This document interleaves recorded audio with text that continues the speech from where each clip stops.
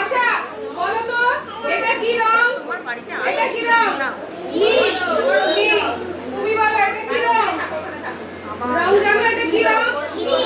Green. সবুজ। আচ্ছা এটা কি রং? হলুদ। ইয়েলো। বসো রূপম বসো। এটা কি রং?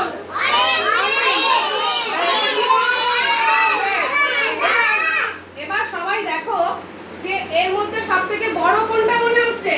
এটা। কোন রংটা? কোন রংটা মনে হচ্ছে? জারিফা এসো। জারিফা এসো। এসে এটার মধ্যে ব্লুটা ঢুকিয়ে দাও। বসো আর ওই বসো। চলে যাও।